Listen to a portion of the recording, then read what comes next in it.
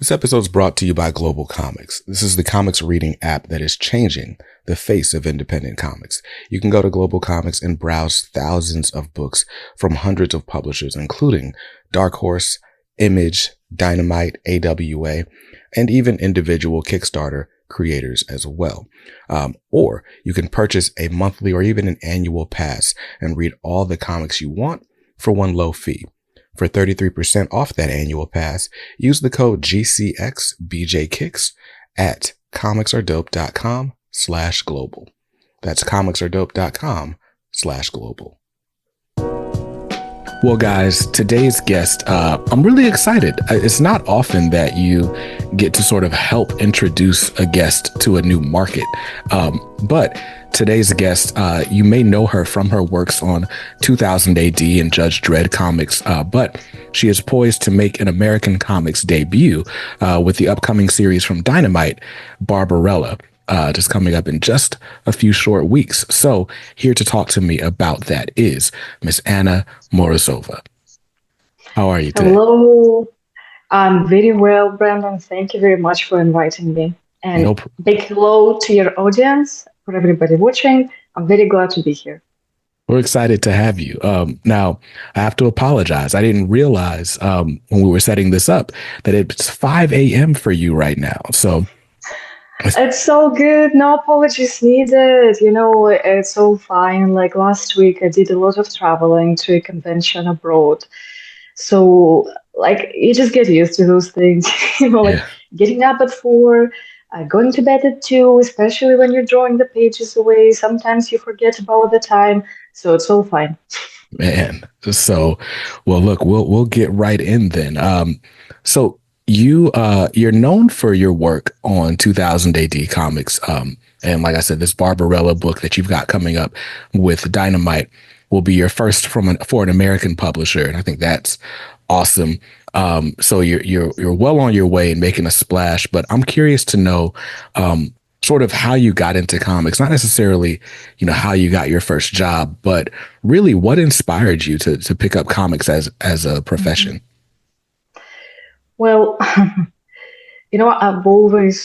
think like many people in this industry will go I've always been excited about drawing, let's say, especially artists. So I've been drawing all the time. And I remember even when I was little or in school, I would do humorous comics about people I knew, about my friends, they were pretty amusing little things. But I also just genuinely like drawing. Interestingly, though, I did go to an art school, but it wasn't a classical art school in, kind of normal term. Because our teacher, she was primarily an interior designer, and she encouraged us to do quite experimental things. So I did a lot of things which were stylized. So I always kind of considered it more as a hobby thing. I just thought, I just kind of doodling away while listening to classes in school, and, my notebooks in school, they were pretty much covered in drawings. Right. For instance, if those were history lessons, I would cover them in thematical drawings. So if we were learning something about ancient Greece, it would be all about ancient Greece. So that actually helped me get good marks on those classes as well, because teachers found it very amusing just to go through drawings sometimes rather than check the correct answers. So it's always kind of been there, but at the same time, I also been really into something more science, I kind of always enjoy physics, math, chemistry, all that. So I eventually ended up getting a degree in something which is quite close to programming and UX UI design. Okay.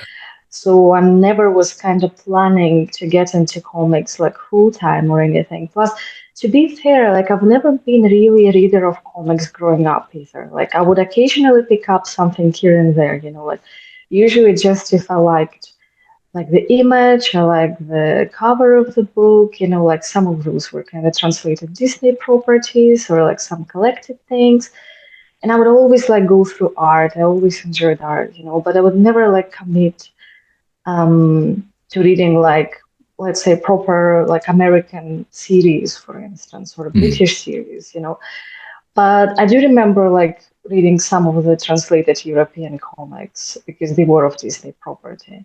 And that was the time when I discovered like some fantastic Italian artists, you know, so my influence has always been kind of like more even European, if you will, until mm, I discovered American comics. So I really only got into making comics just after finishing my degree, my like undergraduate degree, and I got an offer of a job in a like financial company pretty much as a UX UI designer. mm, But the university at the time they were doing like a master's postgraduate program in comics, mm, like year long. And since my UX UI project, digital interaction project, if you will, like app design, was pretty much implementing comics into city environment and like telling a dark history of the town through technology of AR, which mm. I then illustrated myself. So it was similar to Pokemon Go, where like people would go to the city center, they would scan surroundings, and then some dark story about witchcraft in a small city in Scotland would be told. So I presented this project, and people at the university were like, "Oh, like sure, you can either go for a job, or we have this comics course which you can try." And to me, it was a challenge. So I thought, okay, I'll use this 1 year to essentially develop a portfolio and see if I'm capable of doing something like that. Um, like do my kind of test on sequential art properly and things. And this is how I ended up getting a job pretty much Wow. after graduating there. So, and I've been working, and 2000 AD became my first employer. So it just so happened that they saw the work of the students of the university and they were like, hey, come and draw a feature shop for us. Wow. So that's that's interesting. So I've got friends who are well, my best friend is actually in UX UI design. Mm-hmm. He was a graphic designer first and just sort of found that as like a nice entryway into like, you know, a nice cushy tech job. And it's working out for Mm-hmm. him, right? Like it's quite lucrative. It's quite an interesting, fun, pleasant job. I absolutely understand your friend.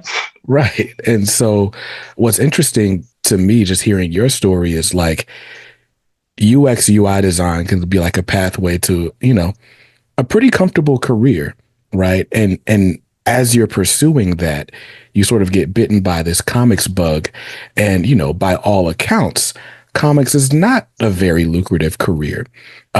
What was it about comics that made you decide, like, even though you have these skills, these technical skills, like this is what you wanted to pursue?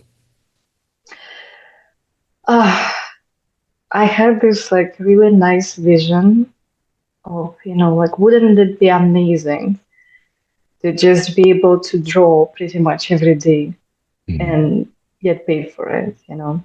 And of course, drawing is hard, drawing is difficult. It requires quite some time to develop skills, you know.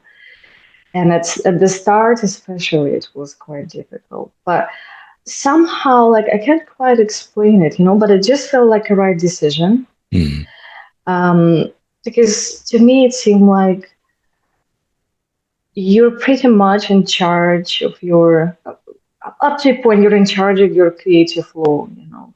You are working with a team, like with a writer, with the editor, but you can develop and explore more there. Um, so they just, I remember like actually making this decision, you know, because the job was pretty much right there, like internship, you know, which would pretty much lead to a job because we did some really interesting collaboration with the company, you know, and some other offers, and then essentially the opportunity to go for this degree. And I just felt like I want to be drawing. Plus, it felt like, you know, because I never considered that it would be possible. mm, I thought it would be too good of an opportunity to miss out on. for So sure. this is why we're here now, talking about Barbarella and all the things. Right. Yeah, no, that's amazing. I think it's really cool. I mean, part of the reason I do what I'm doing, just in interviewing people, is like it's so awesome to hear people's stories, like to understand sort of what makes them tick. But it's also inspiring to hear, people pursuing artistic careers or creative fulfillment, while making a living for themselves. Like it's possible. Um, so I'm curious to get a little bit more into your background. I know that originally you're from Russia and you've kind of been Mhm. all over in Scotland and the UK. But I'm curious to know, like, maybe how the different places you've been and lived may influence your work. Do you feel like there are things that you've picked up just in your travels? I would say so, yes. Because it's an interesting background altogether. For instance, when growing up when I was little, I remember reading those amazing like folklore books, which were often illustrated. And they were illustrated in a very sophisticated way, very realistic, beautiful drawing, but at the same time, it was fantasy. Mm, So I grew up pretty much like reading those, like in the Slavic fairy tales and stuff.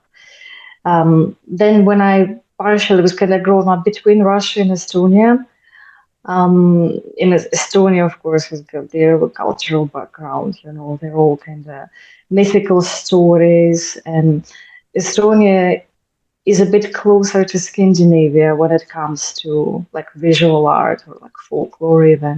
So that influence was certainly there. Um, and both in Russia and Estonia, I would like be picking up occasional comics or like really nice kind of illustrated magazines or something like that. But when I moved to the UK to study, that was the first time when I came across 2000 AD. So I remember actually seeing the Judge Dredd movie poster when it first came out. At that time, I was still in Estonia at that point. But then, actually, on the shelves of the shop, I saw some of the collected, like collections essentially of some 2000 AD stories. mm, And I remember the first one I picked, and it was quite a revelation to me generally about like how comics can be. And if before to me it was more about kind of adventure, well, I can still call this book an adventure, I suppose, but they were more like kind of uh, they were less dark, like fantasy stories with like some occasional American like action comics issues, like superhero stuff. But when I came across like 2000 AD materials, the first book I picked up was Nemesis the Warlock, first mm, book collection. I don't know if you're familiar with this, but it was written by Pat Mills, essentially co-creator of 2000 AD, okay. and Kevin O'Neill, Mm, who you may know from League of the Extraordinary Gentlemen. He mhm, illustrated that. So, of course, like later on in those issues, like different other artists came in, but initially it was started by Kevin O'Neill. And, it completely blew my mind because it was not what I was expecting from comics. Because, like, if you and viewers get a chance to look at this book, it's a very um, deep, dark story that essentially reflects on many, many dark aspects, like tragic aspects of like human history, but it's set outside, like it's set in the, in a galaxy and like mm, different like planets, the different world. But I remember like seeing the drawings by Kevin O'Neill, when it's again, it was something completely extraordinary because the amount of details that went into this work, the amount of like little tiny like Easter eggs he would draw in the background, which would relate to the story, and it actually made me um, sit on those pages for quite some time. I would read it fast, and then I would just like look at the art. And every time I would look at it, I would find something else and something else. It was very clever. It was very smart, and the style was so unexpected. mm. And then, of course, 2000 AD, like that was just like the first impression because it was literally the first book I picked up before I started working for them. Mm. I only picked it up because it was being sold in a shop next to my part-time job, and I would go there during lunch and I would like see, because the owner would sometimes bring like occasional comics, just like very random selection, and whatever I liked, I picked up. But going forward, of course, 2000 AD has some legacy, like it's definitely a collection of some extraordinary stories. So this is in the UK, like I discovered that, well, it can be like that as well. Mm. It can be very, like totally out of this world. Mm. And of course, 2000 AD, like then I learned about their history and how revolutionary this comic was, of course. But then also the fact that I was staying in Dundee, which is also you could say like capital of comics for Mm. Scotland, because this is where the office of DC Thompson are based. I don't know like if American audience are familiar with that.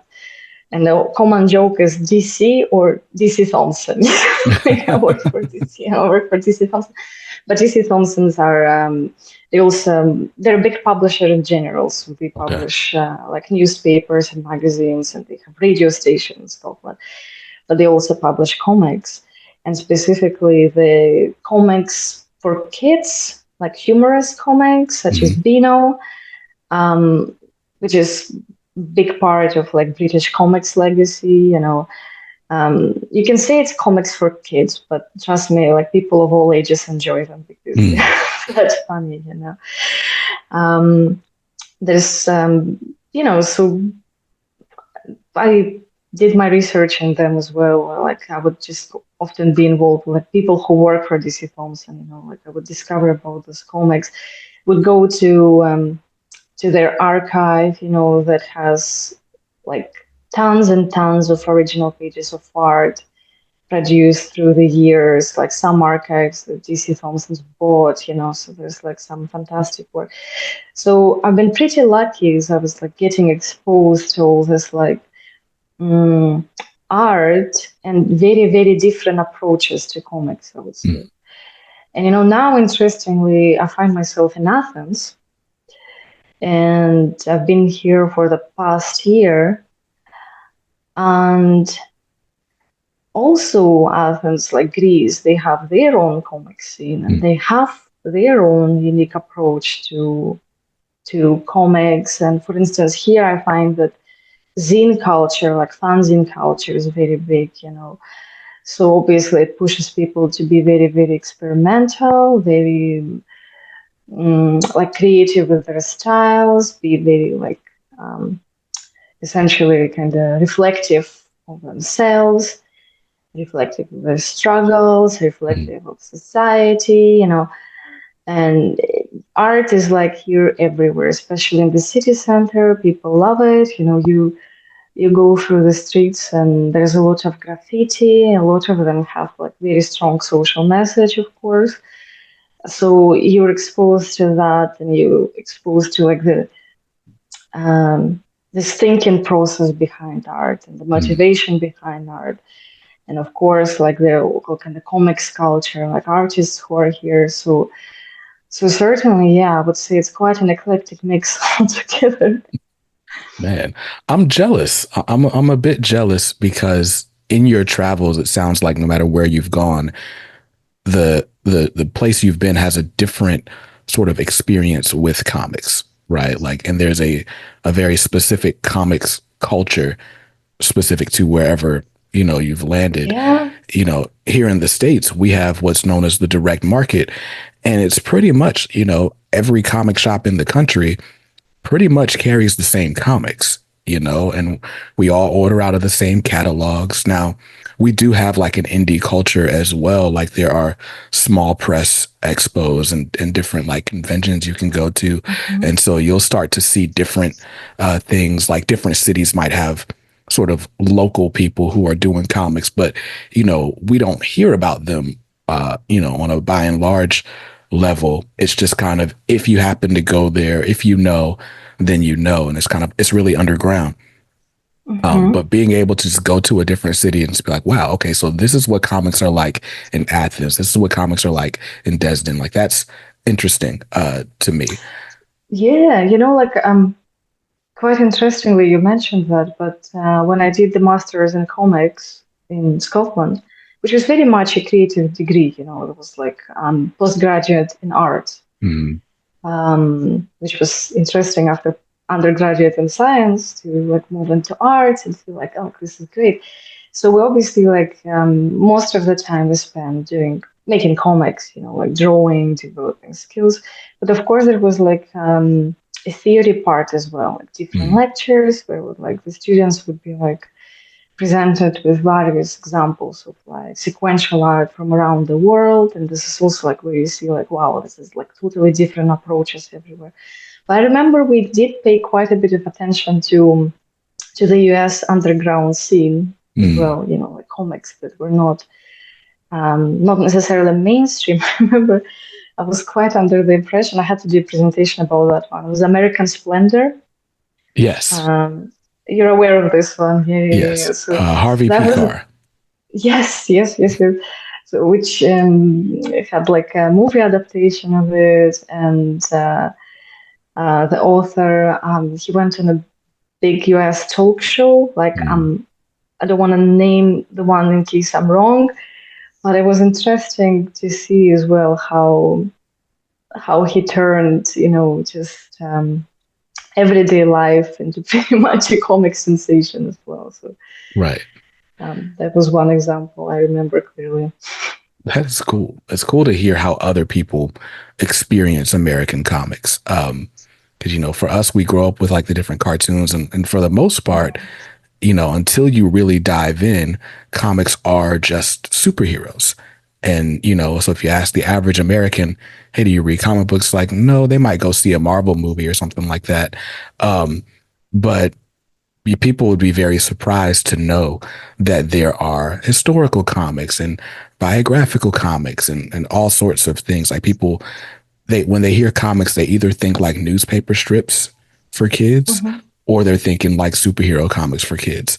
Um, Mhm. and because comics are like sold in specialty stores now, a lot of people don't even know like that comics still exist. Like people are like, oh, they still make those? Like they still print Batman? It's interesting. Really? Yeah. Really?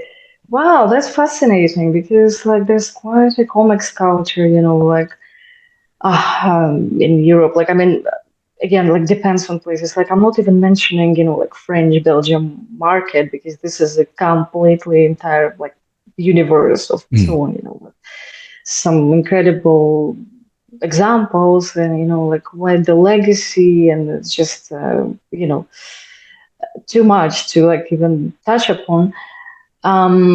But interestingly, like I'm thinking of Estonia, I'm thinking about Russia, like the interest in comics is like very serious there. mm, When I go back to Estonia, for instance, I see that the comics are often introduced into the general kind of book stores, so you get proper like comic sections. Usually, they of course prefer to stock like collected issues and stuff, but you get single issues as well occasionally, yes, there are of course like specialized comic stores, but you can definitely see like comics getting distributed um, kind of not in just specialized places as well. Same for like UK as well. You go to UK, you will see comics section in the most popular like bookshops. So hmm. there will always be like comics, and there will be like some stuff from DC, some stuff from Image. Again, usually collected issues. Right. Yeah, so same for Russia as well. Actually, go to bookshops and they have quite a variety there. But again, like Europe is European market is a whole universe, yeah, a whole world in its own. Yeah. And when we do have comics in, general bookstores, but it's not as much, right? Like, and typically the comics are placed in the same section as the manga. And what you'll Mhm. notice is like the manga takes up like entire walls. And then it's like, okay, here's a little section of comics right here. But so that's interesting. So something that you would I noticed a sort of theme in like just the things that you were reading and influenced by. You talked a lot about like just different sort of mythology and fantasy books, and then even getting into like the sci-fi stuff with 2000 AD. But what I noticed is like it sounds like you gravitated toward, I guess, what you call darker or more tragic subject matter, something that like causes you to think. And I'm curious as to why that is, like why the books that cause you to sort of think about the human condition as opposed to like, I guess the buzzword here is escapism, like stuff that might take you to some faraway land or distract you from whatever might be going on. Good question. It really depends because what you can maybe call it like a sort of Dostoevsky culture phenomena, like we use generally kind of gravitate towards this like stuff that requires quite emotional reaction or like thinking kind of process reaction to it. Something to really think on. But again, like darker stories can be told very differently, and especially with 2000 AD, like if you like familiarize yourself with like Pat Mills's writing, like John Wagner's writing, like these people can totally touch upon on like a multitude of different views and multitude of different problems, multitude of different tragedies, but how they tell those stories is the art in its own right, Sometimes it can be pretty absurd, like for instance in the case of Nemesis the Warlock, like certain things they're absurd and they really reflect on the absurdist nature of reality as well. But darker stories, again, they can be like very different. They can be dark in terms of art, it can be just like generally kind of like artistic approach to it, or it can be dark story as a simply horror, and I always weirdly found that actually to tell a horror or to tell a sad story is sometimes almost I don't want to use the word easier because it's quite simplistic way to describe it, but it's kind of more natural to many creators, whereas making a story that would like for instance like humorous stories, things like that. Many like cartoonists working for like humoristic comics in the UK will agree with me. This is often a subject for debate for comics fan in the UK, especially the fact that comics that are like would describe like funny ones, they require some skill to write and draw. They require quite the thinking. And they can also be pretty deep, because the jokes that are getting delivered, again, they can be very reflective on society. They can be very reflective on people's behaviors. Like, how do you encourage that thought? So many writers and artists, they will agree that, actually writing so-called like funny stories is way more difficult. It requires more thinking and craft. Whereas, like some, like many, like not many, but some people from the fan base would be like, oh, like these like stories are funny. They're not dark enough. Like we need like our brutal stories. And, like it depends like what people describe by dark. Do they mean horror, or do they mean just like kind of brutal action comic?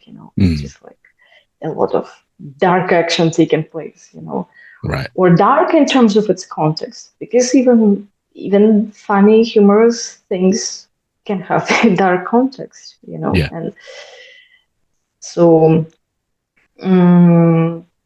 so this is why, like, I would look at everything and appreciate the approach to everything, whether it be like humorous comics, funny comics, action comics, like dark psychological comics, or horror, like all of it. Mm, but interestingly, when it comes to like action superhero comics, Mm, those I would particularly enjoy for the art, hmm.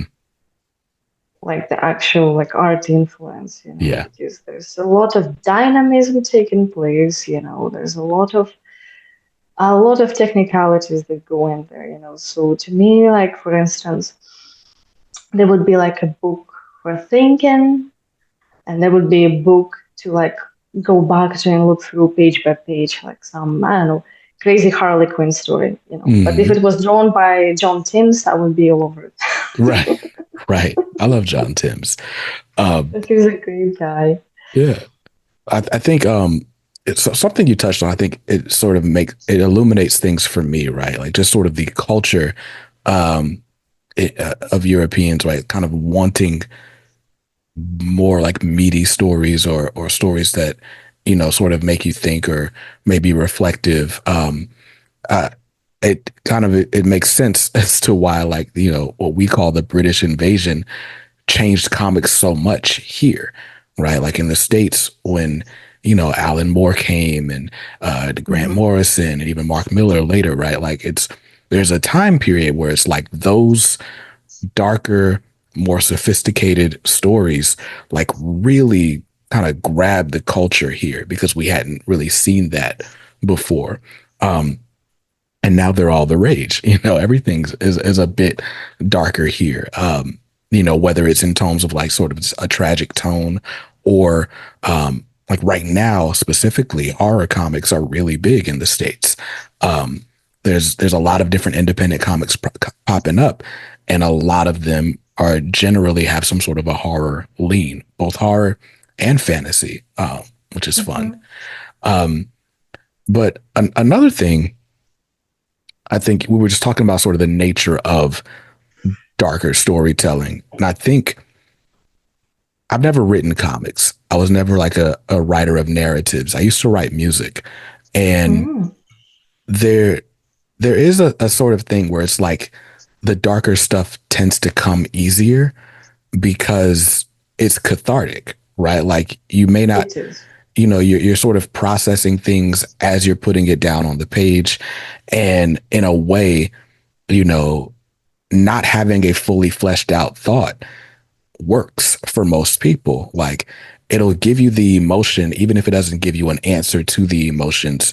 And people like that because it's like, well, I relate to feeling this emotion. Um, Yeah. whereas like humor, I feel like in humor, it almost requires you to be or to have processed fully whatever that emotion is so that you can go back and see the humor in it and then communicate that humor in a way that even if the person that is consuming it or reading it, um, hasn't fully processed their thoughts and emotions around it, they can sort of see that humor and relate to that part of it. But Yes. I think both are difficult because it's difficult to sort of get your emotions out in a big ball or mess or whatever and then make sense of it. But it's also difficult to sort of evolve your thought enough to find the humor and find a common thread that'll resonate with other people as well. And so my hats are off to people that can do either because I can't. Right. It's interesting, like how you mentioned, like how you were writing music. Mhm. I do have like a very good friend of mine who's working on his own material and music. And we often have this conversation of how to keep the balance right. Because sometimes you really want to write, as you said, a cathartic song where you have to get those emotions out. Mhm. Um, but if you're putting an album together, for instance, if you're working on the actual set of material, then there of course has to be a song that is uplifting, and it Right. can still be based on the same experience, but it can be quite sarcastic about it, can be quite Hmm. humorous about it. So it's an interesting balance, as you say. So this is why, like for instance, when it comes to comics, this kind of like skill juggling in a way. There are some incredible artists who can work on comics that are well, quite realistic in their nature, and require like a very realistic art style approach to them. Mm-hmm. Then they will also be drawing, let's say, Disney properties, Yeah. which is a completely different style. And it's also quite interesting to observe, like how a person can just adapt and like fit so naturally in both worlds, like Yeah.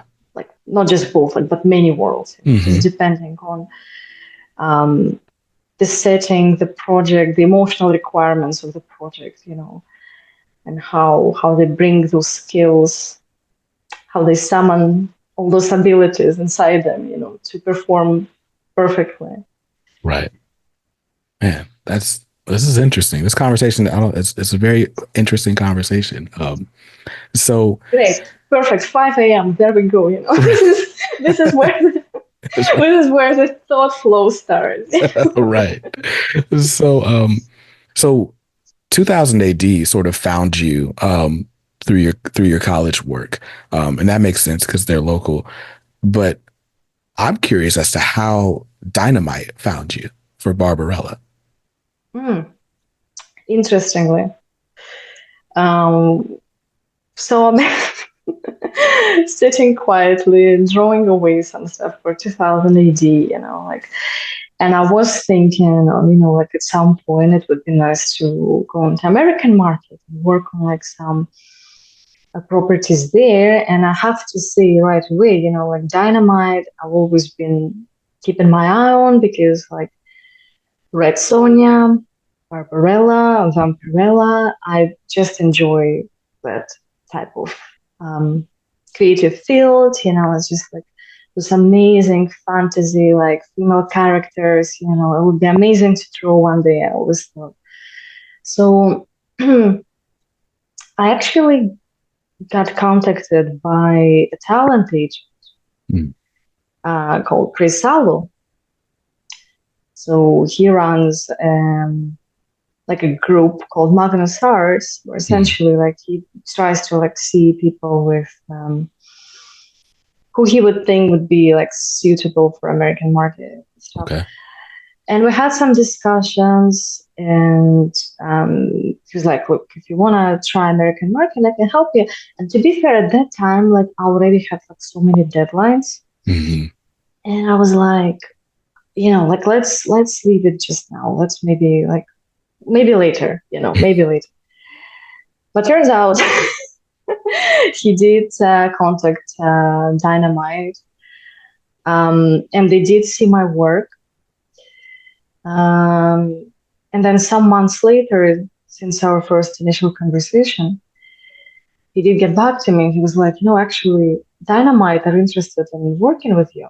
Mm. And it's Barbarella. How about that? And I was like, wow, that is amazing. Couldn't believe it, because like I was excited. Like that is actually, like it would be a really great new area to explore. So this is how I got linked to Dynamite, and this is how it all started. So couldn't be happier that they thought that my style would fit, Mm. to their project goals.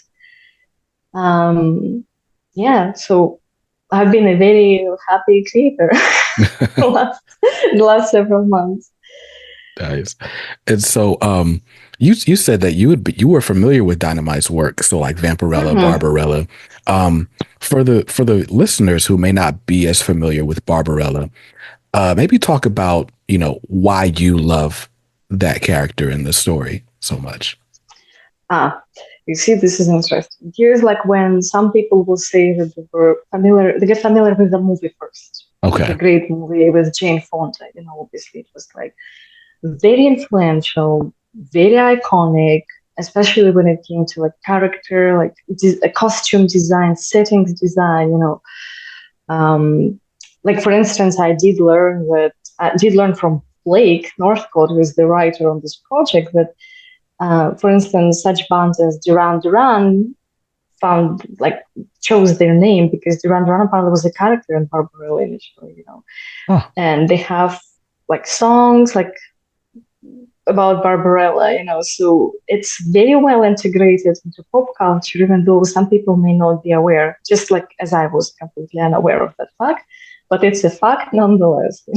So, but in my case, how I first came across Barbarella was actually the university now that I remember, because it was definitely the comics that I saw first. And to be fair, yeah, like I remember we were, because it kind of laid into this like European comic style, which was kind of reminiscent of work of some international artists who would work for like British market. Mm-hmm. Because I've always been fascinated by, yes, British girls comics, because they had some amazing talent working for them, some Spanish artists, some artists from South America. Wow, those things are incredible. A lot of those kind of fantasy like worlds like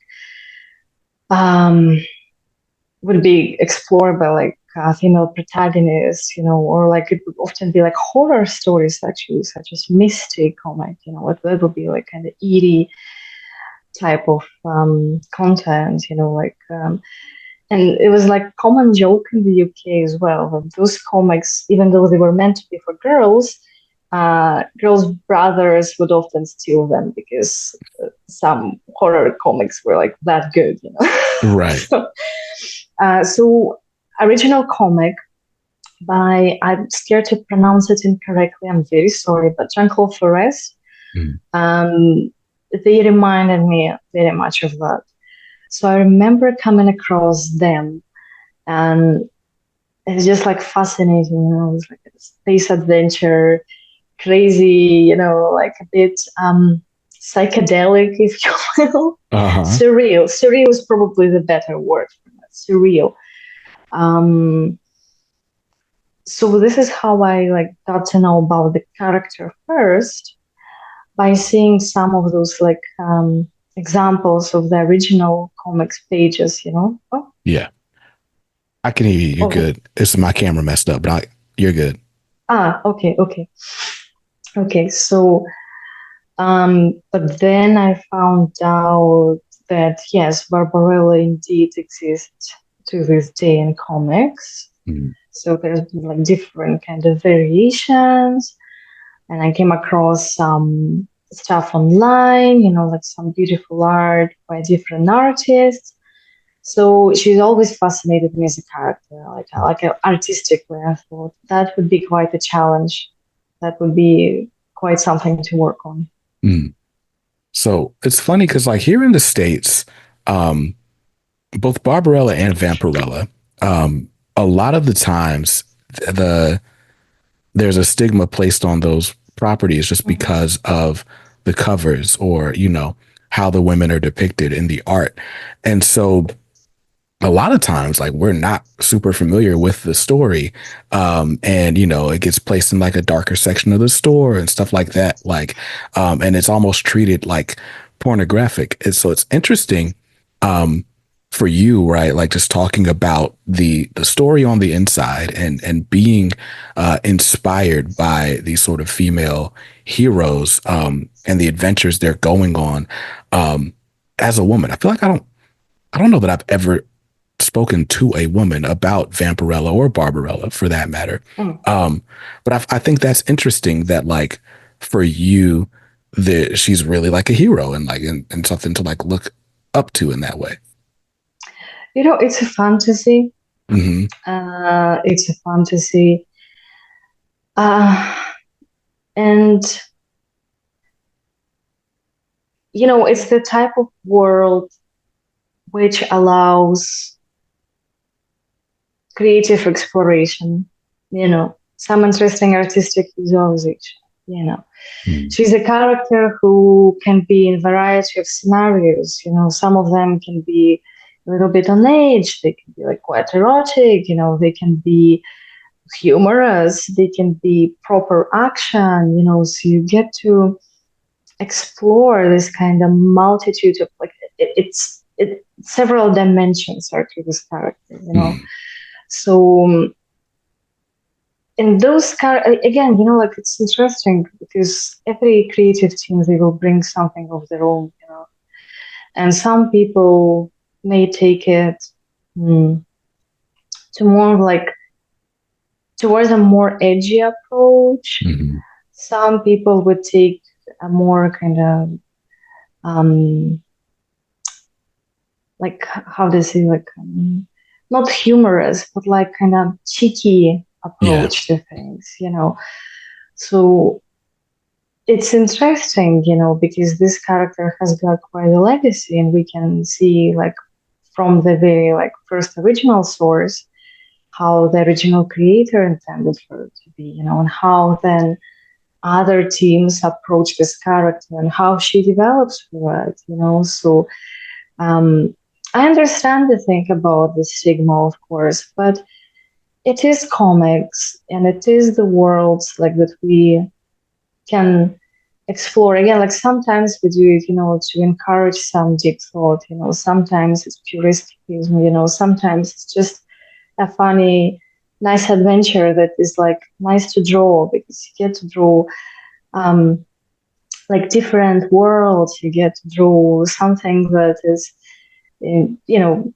just outworldly. Mm. So,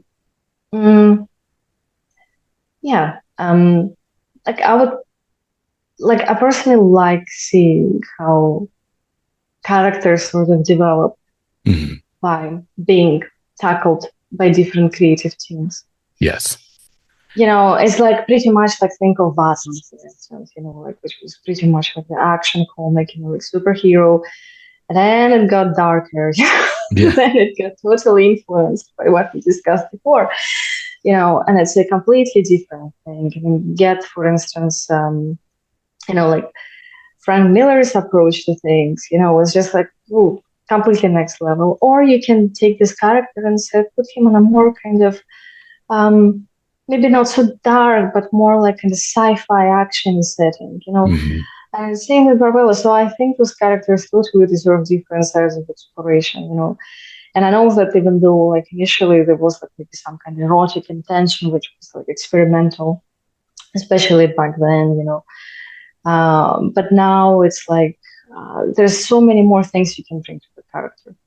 Got you. It's funny because Batman was the example I was going to give as you were talking, but yeah, Batman is one where he feels really malleable. Like there are a million different takes. There's dark, edgy Batman. There's, really like horror, supernatural Batman stories. There's like kids, campy Batman stories, and they all feel like they ring true. Like nothing feels like it breaks the character.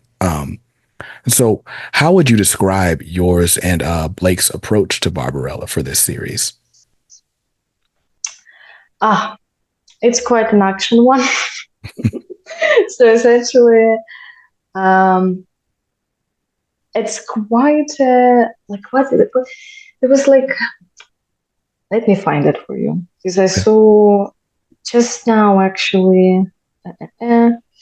Screen Rant described it as Barbarella officially returns with a sarcastic critique of low-effort sci-fi.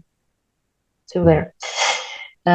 Essentially, it's a kind of meta look at the entertainment industry of today. So Barbarella finds herself in a very difficult situation when she thought that she would go on a nice vacation to an entertainment planet, only then to discover that her entire adventure is being broadcasted to billions of beings inhabiting the universe, and essentially the adventure revolves around like how she tackles that problem, what she's gonna do about it. So you get a bit of like it's quite a mix of different references, So Blake is a fantastic action writer. She like I was saying like it's a bit crazy, but with this project, I get to draw like a little bit of everything, because we're essentially throwing the references and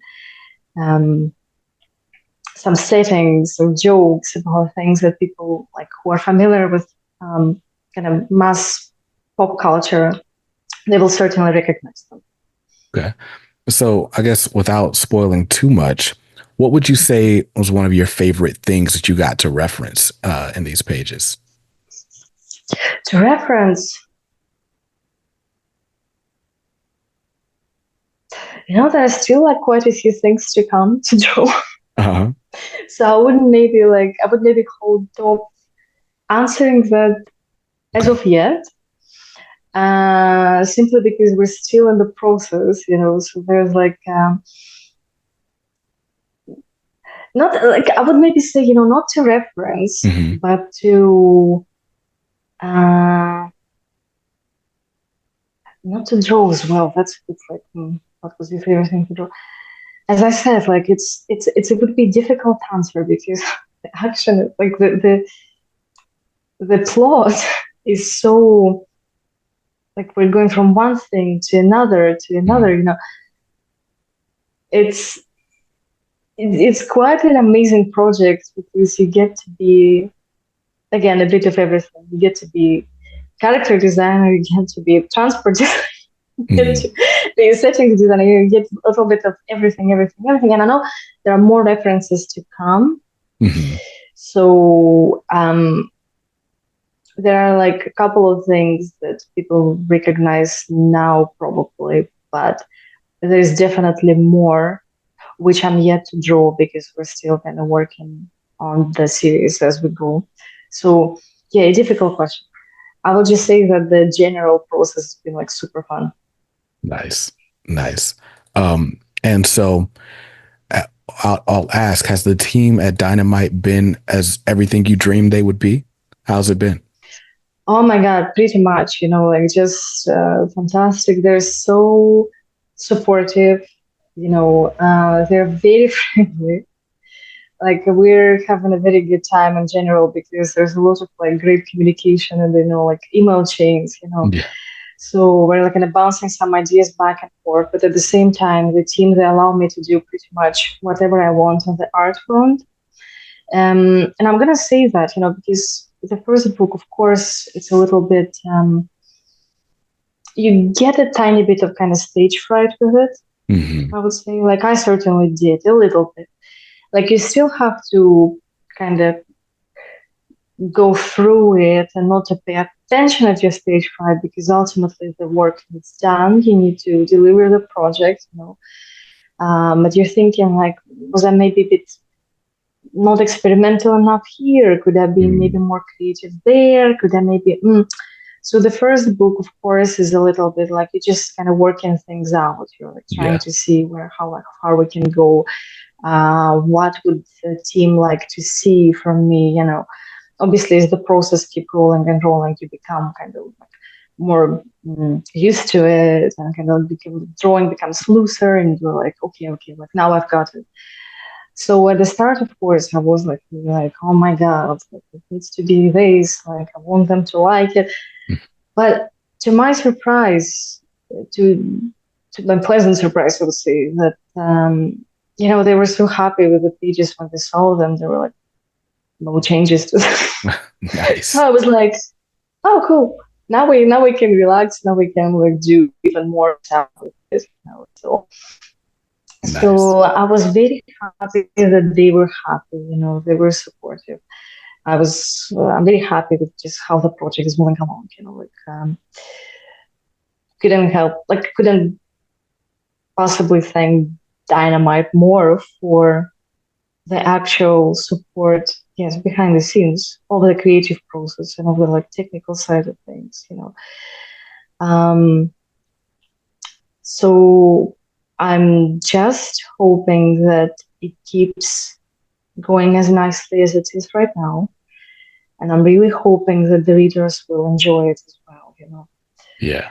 Because ultimately it's, of course, we do it for our own fun and for our, as I say, like personal artistic development, but ultimately the readers are the ultimate goal here. Like, it would be very nice to hear from people who read it, what their thoughts are, and especially if they enjoy it.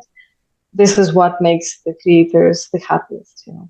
Absolutely. So you guys, the audience, will have your first chance to see Barbarella. Issue 1 is out here in the States on October the 2nd.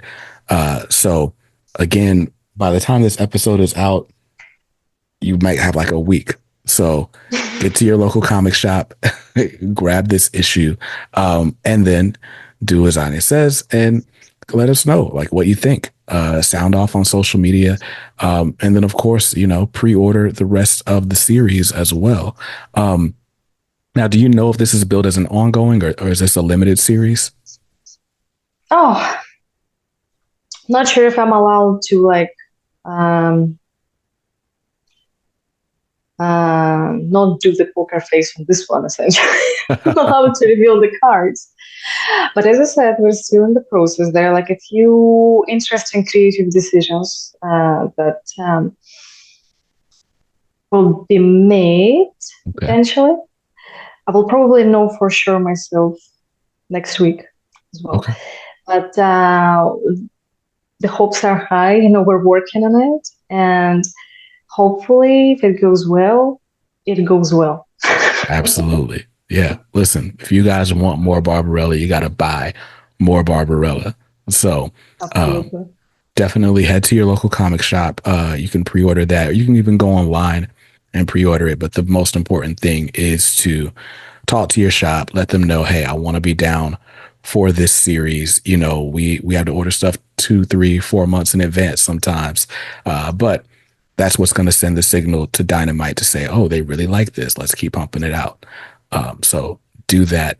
And Anya, where can the audience find more of you and maybe see your work outside of Barbarella? Oh, the best place to go to would be my website, because it also contains social media links. And my social media handles, especially Instagram one, is hard to pronounce because I do indeed have a very common name and I had to be very creative when spelling it differently on Instagram. So the website is the best place that shows some work, even though it needs to be updated. And it does provide handles to social. So it's annamorozova.uk. Nice. Simple enough. So I'll link to Anna's website in the show notes and in the description of this video here on YouTube.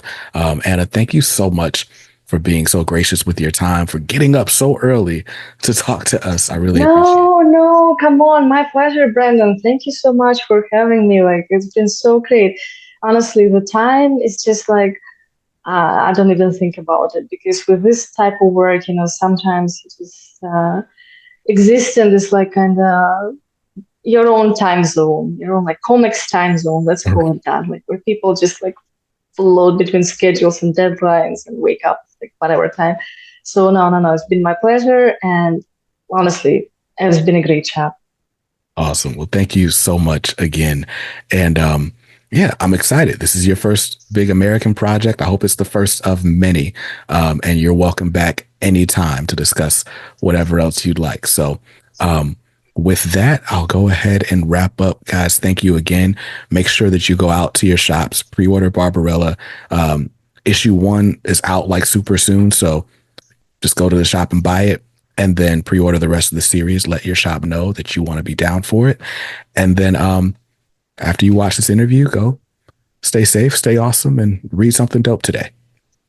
Thank you. Thank you. Thank you.